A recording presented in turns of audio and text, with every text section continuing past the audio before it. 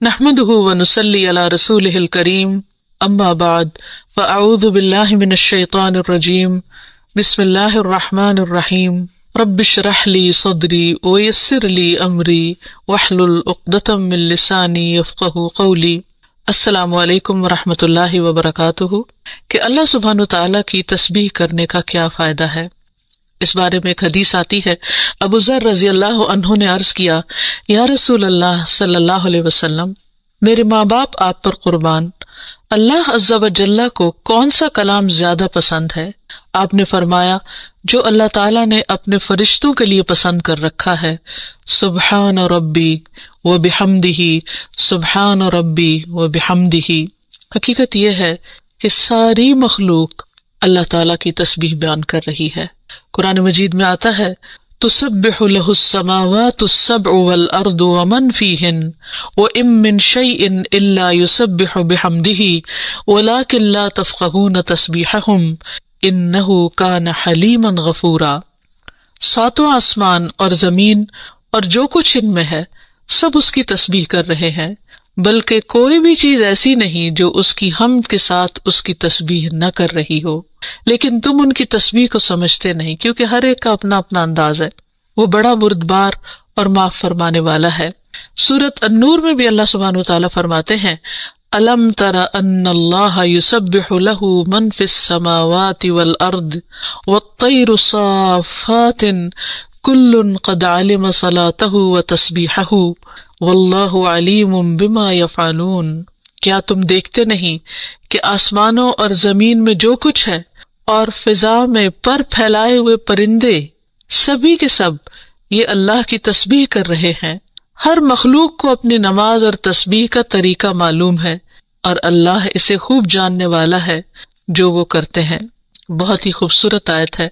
جس سے یہ پتہ چلتا ہے کہ نمبر ایک، ساری مخلوق تسبیح کر رہی ہے، سب اللہ کے ذکر میں مشغول ہیں، ایک ذرے سے لے کر بڑے بڑے ستارے اور سیارے۔ اور پھر خصوصاً پرندوں کی بات کی گئی، یعنی زمین اور آسمان کی مخلوق تو کر ہی رہی ہے تسبیح،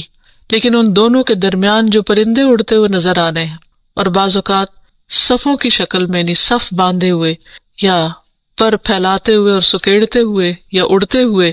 سب مل کر یا اکیلے اکیلے، یہ سب اللہ سبحانہ تعالیٰ کی پاکی بیان کرتے ہیں۔ ویسے بھی آپ نے دیکھا ہوگا کہ صبح اور شام کے اوقات میں بڑے بڑے درختوں پر بیٹھے ہوئے ہزاروں کی تعداد میں پرندے یک زبان ہو کر اللہ سبحانہ وتعالیٰ کی تسبیح کر رہے ہوتے ہیں، ذکر کر رہے ہوتے ہیں۔ فرمایا یہ سب اللہ کی تسبیح کرتے ہیں۔ تیسری بات یہ فرمائی گئی کہ ہر مخلوق کو اپنی نماز اور تسبیح کا طریقہ معلوم ہے۔ کس قدر دلچسپ اور خوبصورت بات ہے کہ پرندہ ہو یا چیونٹی ہو یا کوئی بڑے سے بڑا جانور ہو یا ستارہ اور سیارہ ہو، ہر ایک کو تسبیح بھی معلوم ہے، یعنی اللہ کا ذکر کیسے کرنا ہے، اور یہ بھی معلوم ہے کہ اس کا کام کیا ہے، وہ کیوں پیدا کیا گیا ہے، یعنی اس کو اپنے مقصد زندگی کا بھی معلوم ہے، اور پھر اللہ تعالیٰ کی عبادت اور اطاعت کے طریقے کیا ہیں، اس کے لیے کون سی راہیں مقرر کر دی گئی ہیں، یہ بھی اس کو خوب معلوم ہے۔ تو اس میں حیرت کی بات یہ ہے کہ اگر ساری مخلوق یہ جانتی ہے تو پھر انسان کا انجان بننا اس کے لیے کس قدر خطرناک ہے۔ اللہ تعالیٰ نے سب کچھ انسان کے لیے پیدا کیا اور وہ ساری چیزیں انسان کی خدمت میں خوب لگی ہوئی ہیں، لیکن انسان کو جس کے لیے پیدا کیا گیا، انسان اس مقصد کو بھول گیا اور اپنے رب سے غافل ہو گیا۔ تو اس لیے اگر ہم تسبیح نہیں کریں گے تو ہم ساری کائنات سے الگ ہو جائیں گے۔ وہ سب تو اللہ کے وفادار، فرما بردار، تسبیح گزار، اور ہم اللہ سے غافل، یہ دل کیسے گوارا کر سکتا ہے؟ اس لیے زیادہ سے زیادہ اللہ سبحانہ وتعالیٰ کی تسبیح کرنی چاہیے۔ ایک حدیث سے یہ بھی پتہ چلتا ہے کہ چیونٹیاں بھی اللہ کی تسبیح کرتی ہیں۔ جب ایک موقع پر کسی نے چیونٹیوں کو جلا دیا تو اللہ سبحانہ وتعالیٰ نے ان سے یہی کہا کہ تم نے گروہوں میں سے ایک ایسے گروہ کو جلا دیا جو اللہ کی تسبیح بیان کرتا ہے، اور ویسے بھی آگ کا عذاب اللہ کے سوا کسی اور کو دینے کا حق نہیں۔ پھر اسی طرح جو کھانا ہم کھاتے وہ بھی اللہ کی تسبیح کرتا ہے۔ عبداللہ بن مسعود رضی اللہ عنہما بیان کرتے ہیں کہ ہم آپ صلی اللہ علیہ وسلم کے زمانے میں کھاتے وقت کھانے کی تسبیح سنتے تھے، یعنی نبی صلی اللہ علیہ وسلم سنوا سکتے تھے کہ کس طرح کھانا تسبیح کر رہا ہے۔ پھر اسی طرح فرشتے بھی اللہ تعالیٰ کی تسبیح کرتے ہیں، جس کا وہ اقرار خود کر رہے تھے کہ وَنَحْنُ نُسَبِّحُ بِحَمْدِكَ وَنُقَدِّسُ لَكَ، کہ ہم تیری حمد کے ساتھ تیری تسبیح کرتے ہیں اور تیری پاکی بیان کرتے ہیں۔ قرآن مجید میں سورۃ الشورى میں بھی آتا ہے وَالْمَلَائِكَةُ يُسَبِّحُونَ بِحَمْدِ رَبِّهِمْ، اور فرشتے اپنے رب کی حمد کے ساتھ اس کی تسبیح کرتے ہیں، یعنی تعریف بھی کرتے ہیں، تسبیح بھی کرتے ہیں۔ تسبیح کا مطلب ہوتا ہے اللہ تعالیٰ کو ہر عیب اور نقص سے پاک قرار دینا، اور حمد ہوتا ہے اللہ تعالیٰ کی تعریف بیان کرنا، یعنی اس کی خوبیوں پر اور اس کے کمالات پر اس کی تعریف کرنا۔ پھر اسی طرح وہ فرشتے جو عرش کو اٹھائے ہوئے ہیں وہ بھی اللہ تعالیٰ کی تسبیح کرتے رہتے ہیں۔ الذین یحملون العرش ومن حولہ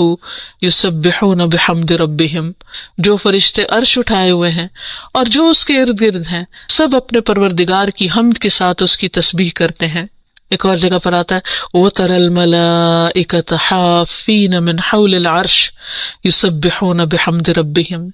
نیز اس دن آپ دیکھیں گے یعنی قیامت کے دن کہ فرشتے عرش کے گرد حلقہ باندھے اپنے پروردگار کی تعریف کے ساتھ تسبیح کر رہے ہیں۔ پھر اسی طرح بعض مواقع پر جب وحی نازل ہوئی تو نزول وحی کے وقت حاملین عرش سے لے کر تمام انسانوں کے فرشتوں نے تسبیح کی، یعنی انسان کی ہدایت کے لیے اتنی بہترین کتاب اتاری جا رہی تھی۔ اور تسبیح فرشتوں کی خوراک بھی ہے، یعنی جیسے ہم انسان کھانا پینا کرتے ہیں اسی طرح فرشتوں کو کسی مادی چیز کے کھانے کی ضرورت نہیں ہوتی، وہ ان کی تسبیح جو ہے وہی خوراک ہے۔ اس بارے میں حضرت عائشہ کہتی ہیں کہ میں نے نبی صلی اللہ علیہ وسلم سے پوچھا کہ دجال کے زمانے میں ایمان والوں کا کھانا کیا ہوگا، یعنی اتنا فتنے کا دور ہوگا اور ہر شخص چھپ جائے گا اور چاہے گا کہ وہ اس فتنے سے بچ جائے، تو پھر وہ کیا کھائے گا؟ آپ نے فرمایا جو فرشتوں کا ہے، یعنی تسبیح، تکبیر، تحمید، تحلیل، یعنی اللہ تعالیٰ کی حمد و ثنا کرنا، اللہ کا ذکر کرنا۔ اور تسبیح کیوں نہ کی جائے؟ کیونکہ اللہ سبحانہ تعالیٰ نے قرآن مجید میں اپنے حبیب محمد صلی اللہ علیہ وسلم کو بارہا تسبیح بیان کرنے کا حکم دیا ہے۔ فرمایا فسبح بسم ربک العظیم، سو اپنے بہت عظمت والے رب کے نام کی تسبیح کیا کریں۔ پھر ہے سبح اسم ربک الاعلی، اپنے رب کے نام کی تسبیح کریں جو سب سے بلند ہے۔ پھر ہے فسبح بحمد ربک وکن من الساجدین، پس اپنے رب کی حمد کے ساتھ تسبیح کریں اور سجدہ کرنے والوں میں سے ہو جائیں۔ پھر نبی صلی اللہ علیہ وسلم کو ایک اور جگہ پر صبح و شام اللہ تعالیٰ کی تسبیح کرنے کا حکم دیا گیا۔ سورۃ طٰہٰ میں اللہ تعالیٰ فرماتے ہیں سو اس پر صبر کرو جو وہ کہتے ہیں، اور سورج طلوع ہونے سے پہلے اور اس کے غروب ہونے سے پہلے اپنے رب کی حمد کے ساتھ تسبیح کرو، اور رات کے کچھ اوقات میں بھی پس تسبیح کرو، اور دن کے کناروں میں بھی، تاکہ تم خوش ہو جاؤ۔ یعنی خوشی کا راز، اطمینان اور سکون کا راز اللہ تعالیٰ کی تسبیح کرنے میں ہے، جو ذکر کا ایک بہترین طریقہ ہے، اور یہ ایمان والوں کی علامت بھی ہے، کیونکہ قرآن مجید میں آتا ہے انما یؤمن بآیاتنا الذین اذا ذکروا بها خروا سجدا وسبحوا بحمد ربهم وهم لا یستکبرون، کہ ہماری آیات پر تو وہی لوگ ایمان رکھتے ہیں کہ جب انہیں ان کے ساتھ نصیحت کی جاتی ہے تو وہ سجدہ کرتے ہوئے گر پڑتے ہیں، یعنی جھک جاتے ہیں، اور اپنے رب کے حمد کے ساتھ اس کی تسبیح کرتے ہیں اور وہ تکبر نہیں کرتے۔ یعنی یہ ہوتی ہے مومن کی شان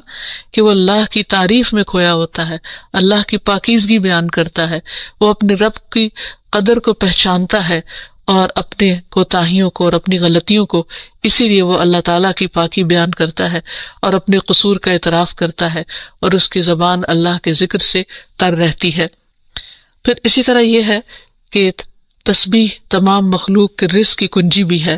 اللہ کے نبی نوح علیہ السلام کی وفات کا وقت جب قریب آیا تو انہوں نے اپنے بیٹے سے فرمایا کہ میں تمہیں ایک وصیت کر رہا ہوں، سبحان اللہ و بحمدہ کا ورد کرتے رہنا، یہ ہر چیز کی نماز ہے، اس کے ذریعے مخلوق کو رزق ملتا ہے، تو جو شخص یہ چاہتا ہو کہ اس کے رزق میں کشادگی ہو اسے بھی کثرت کے ساتھ تسبیح کرنی چاہیے، جیسے اللہ تعالیٰ قرآن مجید میں حکم بھی دیتے ہیں یا ایھا الذین آمنوا اذکروا اللہ ذکرا کثیرا وسبحوہ بکرۃ واصیلا، اے ایمان والو اللہ کو بکثرت یاد کیا کرو اور صبح و شام اس کی تسبیح بیان کیا کرو۔ یعنی انسان کو خاص طور پر صبح اور شام کے اوقات میں تسبیح کرنی چاہیے، جس کی تفصیل احادیث میں ہمیں ملتی ہے۔ رسول اللہ صلی اللہ علیہ وسلم خود بھی کثرت کے ساتھ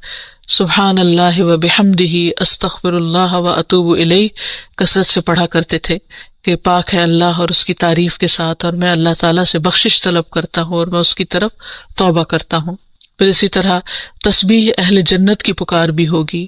دعواہم فیہا سبحانک اللہم،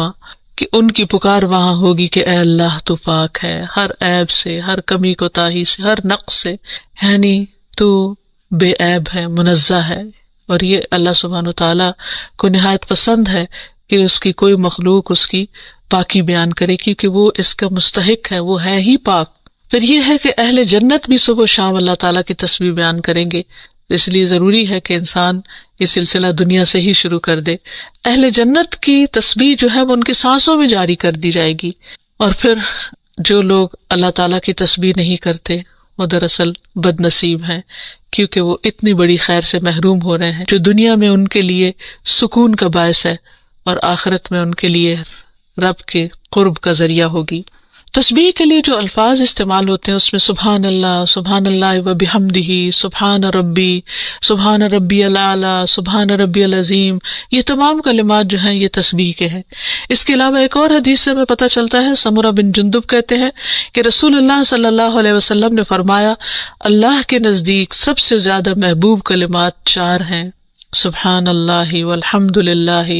ولا الہ الا اللہ واللہ اکبر، اور تمہیں اس میں سے کسی بھی کلمے سے شروع کرنا نقصان نہ دے گا، یعنی پہلے الحمدللہ بھی کہہ سکتے ہیں یا سبحان اللہ پہلے کہہ سکتے ہیں، لیکن یہ اللہ تعالیٰ کے نہایت پسندیدہ ترین کلمات ہیں۔ پھر اسی طرح آپ صلی اللہ علیہ وسلم نے یہ بھی فرمایا کہ بے شک تم لوگ اللہ کی عظمت کا جو ذکر کرتے ہو، یعنی تسبیح، تحلیل، تحمید، جو الفاظ بھی کہتے ہو، وہ عرش کے ارد گرد چکر لگاتے ہیں، ان کی ایسی بنبناہٹ ہوتی ہے جیسے شہد کی مکھیوں کی بنبناہٹ، وہ اپنے کہنے والے کا ذکر اللہ کے ہاں کرتے ہیں، کیا تم نہیں چاہتے کہ اللہ کے ہاں تمہارا ذکر ہوتا رہے؟ تو اس سے پتہ چلتا ہے کہ انسان اگر یہ چاہتا ہے کہ اللہ سبحانہ وتعالیٰ کے ہاں اس کا ذکر ہو تو اس کو چاہیے کہ دنیا میں وہ کثرت کے ساتھ تسبیح کرے، کیونکہ یہ اس کے لیے تمام چیزوں سے بہتر ہے۔ تسبیحات کا پڑھنا